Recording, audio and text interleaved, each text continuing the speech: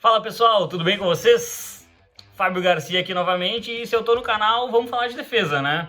Hoje é o dia do top 5 inside defensive linemen, né? Os jogadores de linha defensiva da NFL.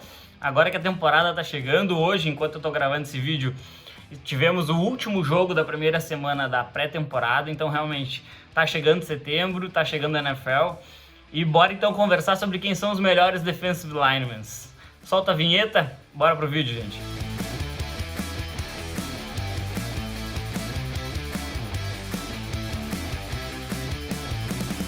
Antes de mais nada, vou pedir para você se inscrever aqui no canal. Batemos a primeira meta do canal, né? 10 mil inscritos. Mas a gente quer continuar crescendo, então se inscreve aqui, divulga nosso trabalho para seus amigos, deixa um like, comentário, ativa o sininho para receber os próximos vídeos. A gente vai ter alguns outros vídeos de ranking ainda. E vamos conversar um pouquinho então sobre defensive linemen, tá? Para esse vídeo aqui a gente considerou o quê? Os jogadores que jogam no interior da linha defensiva de sistemas 4-3, ou seja, 4 de jogadores de DL e 3 linebackers. E consideramos também os 3 jogadores que jogam na linha defensiva nos sistemas 3-4. Né? Por exemplo, o Green Bay Packers joga assim. Né? E no sistema 4-3 a gente tem, por exemplo, o Indianapolis Colts. Tá? Então a gente vai considerar os defensive tackles e os defensive ends somente dos sistemas 3-4. Porque tem uma diferença de função e aí os jogadores que forem de edge, né? Os jogadores que são responsáveis por apressar o quarterback como função primária, esses a gente vai fazer um vídeo próprio, tá bom? Então eu queria começar aqui trazendo algumas menções honrosas, tá? E eu vou ser um pouquinho breve aqui pra gente também não roubar muito tempo de quem merece, de quem tá no nosso top 5, tá? Pra começar, eu vou trazer um pouquinho de old school, jogador que já tá mais na parte final da carreira, mas que foi extremamente importante na conquista do Super Bowl lá de Filadélfia.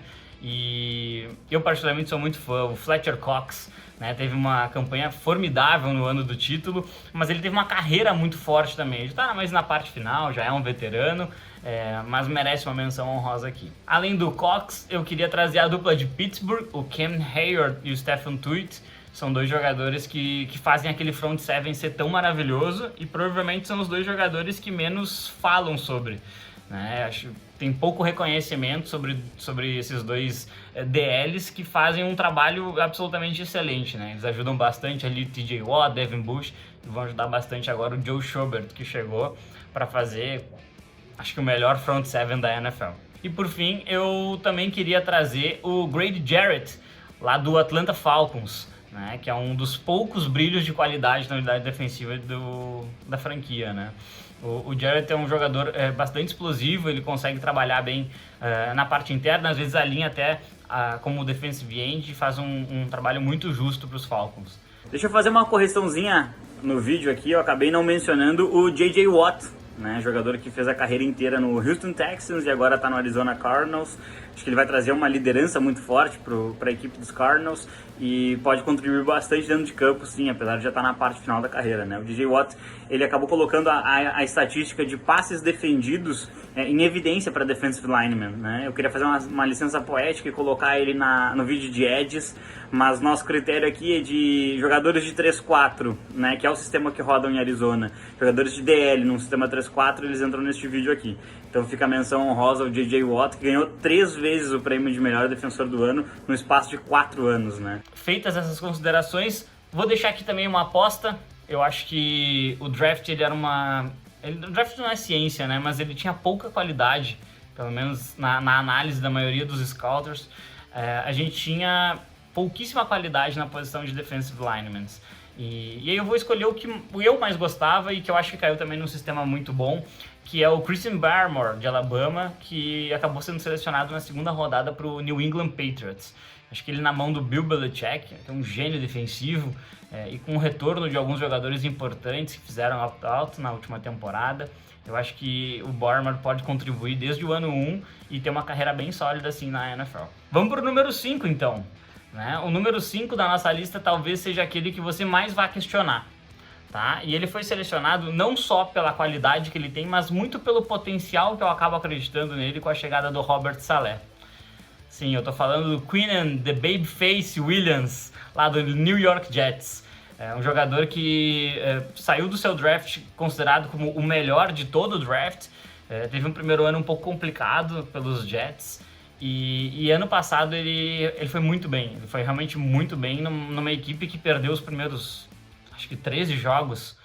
Né? E mesmo assim ele teve jogadas extremamente explosivas, é um jogador bastante dinâmico, e acredito que com a chegada do Robert Saleh, que é um treinador, na minha opinião, bastante diferenciado, essa linha defensiva que já era boa, importante dizer, né? A linha dos Jets já era muito boa, vai ficar ainda melhor, e eu acho que ele pode potencializar a qualidade que o Quinnen Williams tem.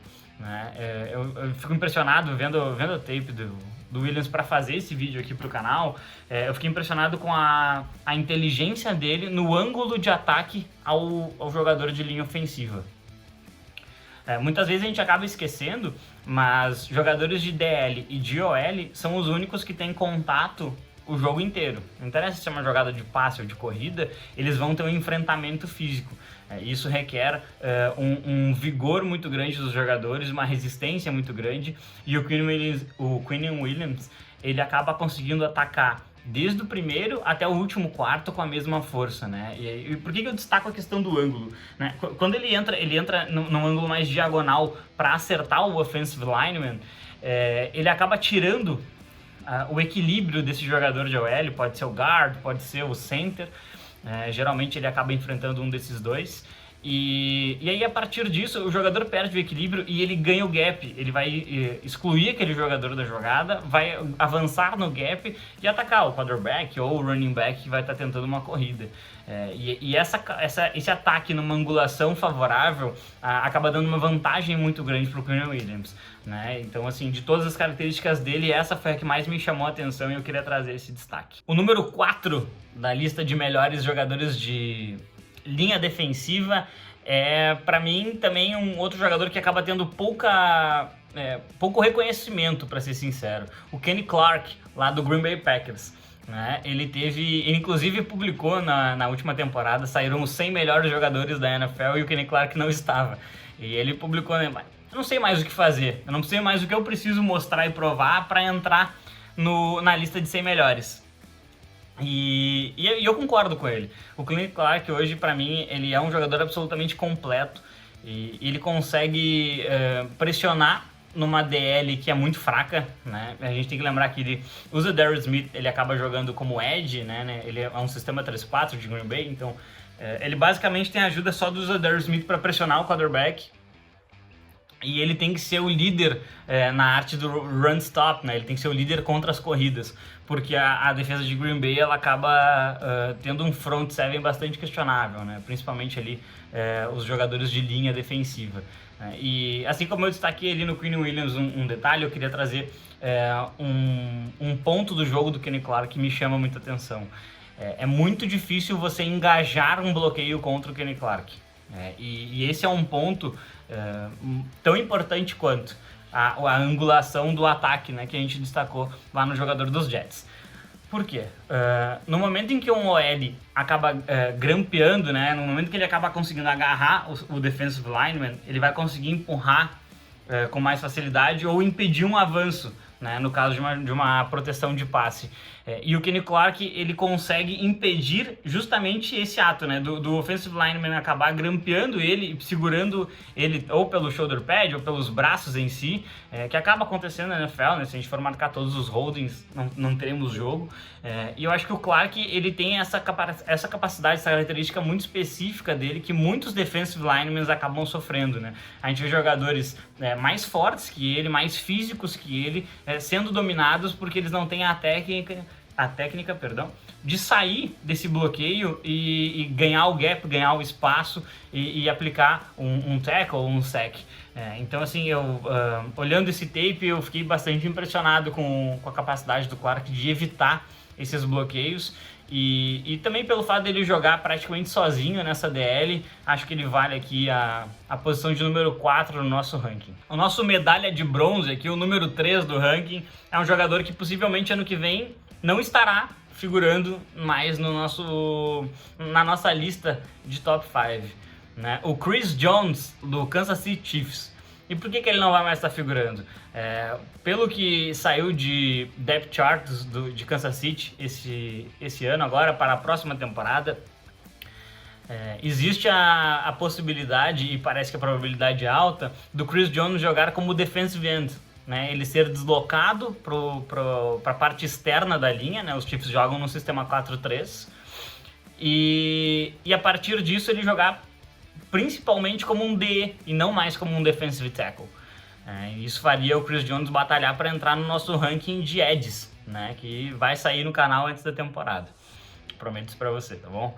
Então, assim, na despedida dele dessa lista, ele vai ficar com a terceira colocação, né? O Chris Jones é um jogador extremamente explosivo, ele sabe usar o corpo dele de uma maneira muito inteligente para ganhar espaços, né? Eu acho que a questão do defensive lineman é muito isso, é o ganhar e ocupar espaços com muita qualidade. E o Chris Jones, até o ponto que eu trago dele, eu acabo me lembrando com muita facilidade, o Chris Jones ele estava machucado na pós-temporada da temporada 2019, perfeito.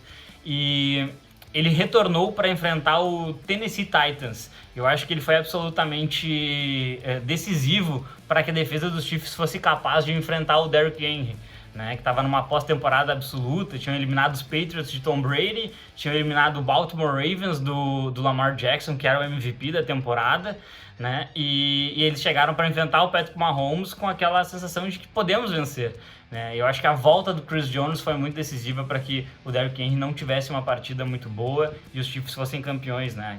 Aquela parte final de temporada da defesa dos Chiefs foi muito interessante. Então, assim, o Chris Jones, ele tem essa ocupação de espaços com muita inteligência. Tá? Eu acho que é um jogador que ele vai ter sucesso, sim, jogando como defensive end, porque ele já conseguia pressionar internamente, e acho que jogando de repente outside ele pode até aprimorar um pouquinho melhor as habilidades dele de edge rusher e produzir muito para o Kansas City Chiefs.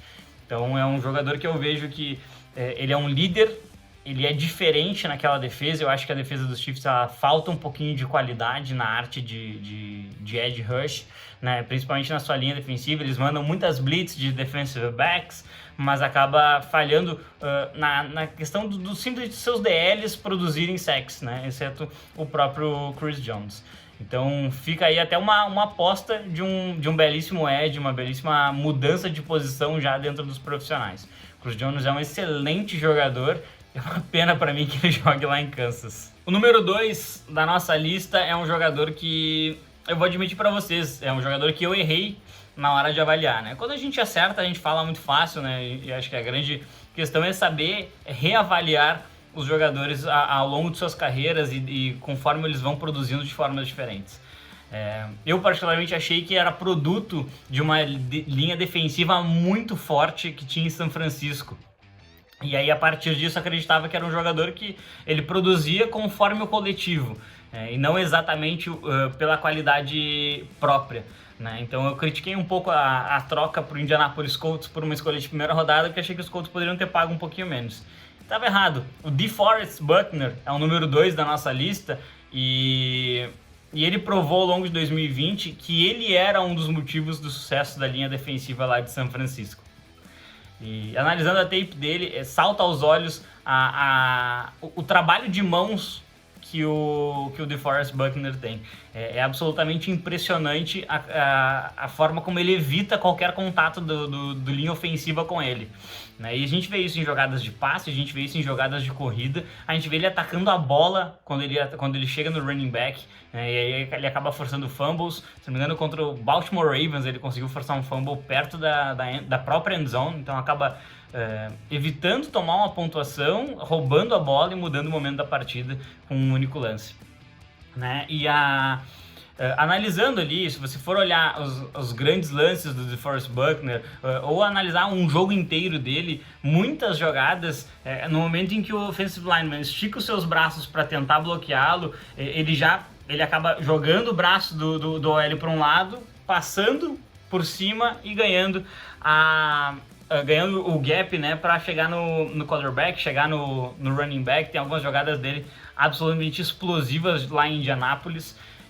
E aí tem um dado que é muito interessante, acho que mostra não só a qualidade, mas a importância que ele ganhou para o time dos Colts. O Buckner, ele não jogou uma partida somente ano passado, no seu primeiro ano lá em Indianápolis. Foi justamente o segundo jogo contra o Tennessee Titans, né, que acabou sendo vencido pela equipe do Tennessee e foi bem decisivo pro rumo da divisão sul da AFC. Quando ele enfrentou os Titans, que tem o Derrick Henry como principal arma, os Colts venceram. E quando ele não enfrentou, os Colts perderam. Claro que não é simplesmente colocar o jogador em campo e o resultado vai ser completamente diferente. Não existe essa garantia. Mas o Buckner é o tipo de jogador que muda a realidade de uma unidade. Eu particularmente fiquei muito impressionado com a campanha dele em 2020 e acho que ele ainda tem teto sim para melhorar, principalmente se os Colts conseguirem oferecer algum tipo de ajuda pelas laterais da linha, né? Acho que eles têm boas movimentações e bastante qualidade na parte interna, mas externamente falta um pouquinho de qualidade, pelo menos até o início da temporada 2021.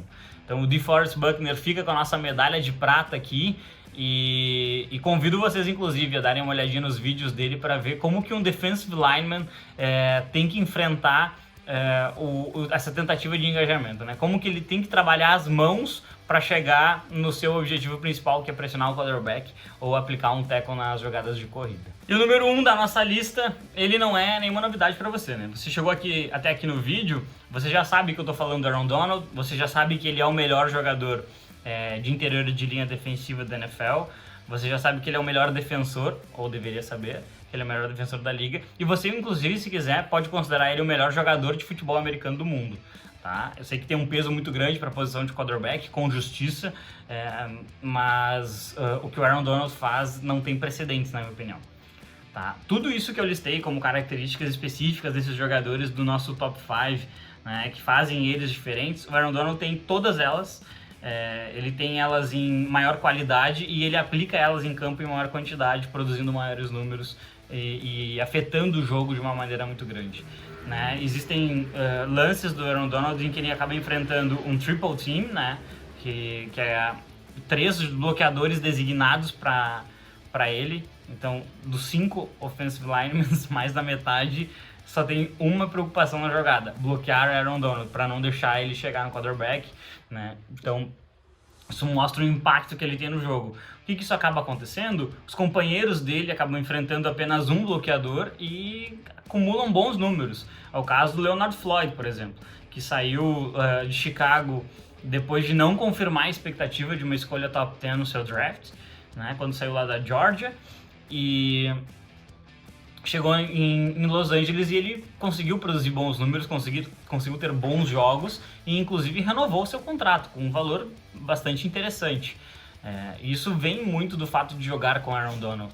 Né? A melhor defesa da NFL 2020 era dos Rams, muito por conta de Aaron Donald, que consegue pressionar. A impressão que se tem é que toda jogada ele já começa à frente dos outros, porque ele tá sempre do backfield incomodando o quarterback, ele aí faz o quarterback lançar em movimento, que é muito mais difícil, faz o quarterback ter que correr para não sofrer um sack, e aí às vezes ele acaba encontrando outro jogador da defesa e sofre sack por outro número, né? Mas a pressão foi feita pelo Donald.